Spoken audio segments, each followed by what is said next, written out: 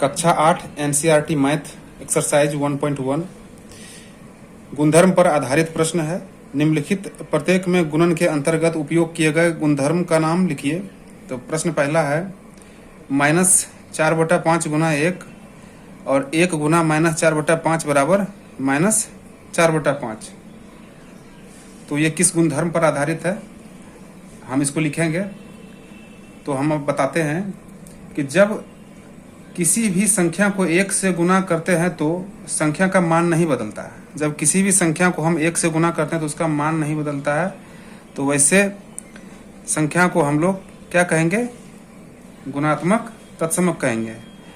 तो ये किस गुणधर्म पर है, तो गुणात्मक तत्समक के गुण पर आधारित प्रश्न है। जैसे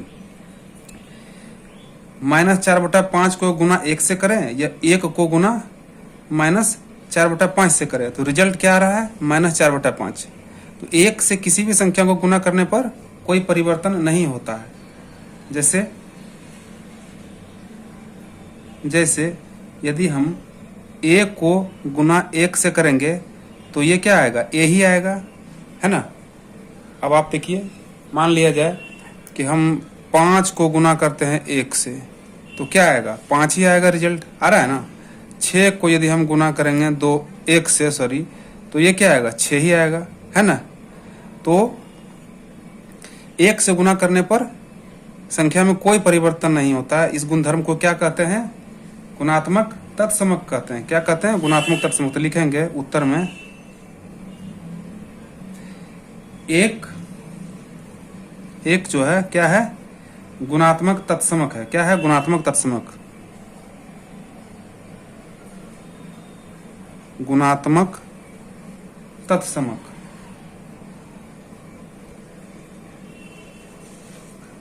एक क्या है, गुणात्मक तत्समक है। क्लियर। प्रश्न दूसरा प्रश्न है -13/17 गुना -2/7 बराबर -2/7 गुना -13/17। यह प्रश्न जो है किस गुणधर्म पर आधारित है, तो यह प्रश्न जो है क्रम विनिमयता के नियम पर आधारित है। तो समझते हैं। देखिए इसमें क्या है कि गुना करते समय संख्याओं का क्रम बदलने पर उत्तर में कोई भी परिवर्तन नहीं होता है। जैसे देखिए, मान लिया जाए कि हम ये पूरे को हम a मान लेते हैं, ठीक है। ये जो पूरे है इसको हम लोग क्या मानते हैं, a मान लिए, और ये पूरे को हम लोग b मान लिए, ठीक है। ये पूरे को हम लोग b मान लेते हैं और ये पूरे को हम लोग क्या मान लिए, a मान लिए, ठीक है। अब देखिए, a को गुना हम b से करें या फिर b को गुना हम a से करें, कोई फर्क पड़ रहा है, कोई फर्क नहीं पड़ रहा है, ठीक है। तो संख्याओं को हम आगे पीछे किसी भी तरह से गुना करें तो जो है रिजल्ट वही आना चाहिए। तो ऐसे नियम को क्या कहेंगे, क्रम विनिमयता का नियम कहेंगे। समझिए, मान लिया जाए जैसे 5 को गुना हम 2 से करते हैं और 2 को गुना हम 5 से करते हैं तो क्या आएगा, रिजल्ट तो दोनों का सेम ही आएगा कि नहीं आएगा। तो उत्तर में लिखेंगे, उत्तर में क्या लिखेंगे, ये किस गुणधर्म पर है, तो क्रम विनिमयता का नियम। तो लिखेंगे क्रम विनिमयता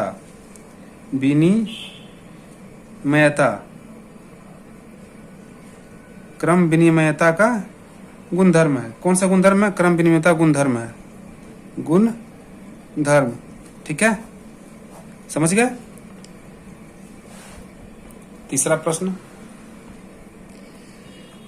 है -19/29 गुना 29/-19 इक्वल टू बराबर में 1। तो ये किस गुणधर्म पर आधारित प्रश्न है, तो यह है गुणात्मक प्रतिलोम। जब दो संख्याओं का गुणनफल 1 होता है, जैसे 2 संख्याओं का गुणनफल 1 होता है तो वैसे संख्या को हम लोग क्या कहते हैं, गुणात्मक प्रतिलोम कहते हैं, ठीक है। जब दो संख्याओं के एक दूसरे से उलट कर गुना कर देने पर जो रिजल्ट प्राप्त होता है वो क्या होता है, 1 होता है। जैसे देखिए, मान लिया जाए कि ये 29 से 29 काट देते हैं, माइनस से माइनस कट गया, 19 से 19 कट गया, तो कितना आ रहा है, 1 आ रहा है ना। तो संख्या तो वही है ना, 19/29 है, और इस संख्या को उलट के हम लोग लिख दिए 29/-19। तो इसका गुणनफल क्या आ गया, 1 आ गया ना, तो बिल्कुल आ गया। तो इसको हम लोग क्या लिखेंगे, गुणात्मक प्रतिलोम। ये कौन सा गुणधर्म है, तो गुणात्मक प्रतिलोम का गुणधर्म है। तो उत्तर में लिखेंगे गुणात्मक प्रतिलोम। ठीक है, गुणात्मक प्रतिलोम ये किस गुणधर्म पर है, गुणात्मक प्रतिलोम। चलिए एक और उदाहरण के लिए हम आपको समझा देते हैं कि मान लिया जाए कि -6/7, अब -6/7 है। अब इसको यदि हम उलट के लिख देते हैं तो 7/-6, इसको काटेंगे तो क्या आएगा, देखिए माइनस से माइनस काट दिए, 7 से 7 को काट दिए, 6 से 6 काट दिए, तो ये कितना आया, रिजल्ट क्या आया इसका, 1 आया कि नहीं आया ना। तो यही नियम को हम लोग क्या कहते हैं, गुणात्मक प्रतिलोम का नियम कहते हैं। ठीक है, आशा करते हैं कि आपको समझ में आया होगा। यदि आया होगा तो वीडियो को लाइक करिए और चैनल को सब्सक्राइब कीजिए। यहाँ पे पूरा मैथ का और 8 का पूरा जितना भी बुक है सबका सॉल्यूशन धीरे धीरे मिलता रहेगा। धन्यवाद।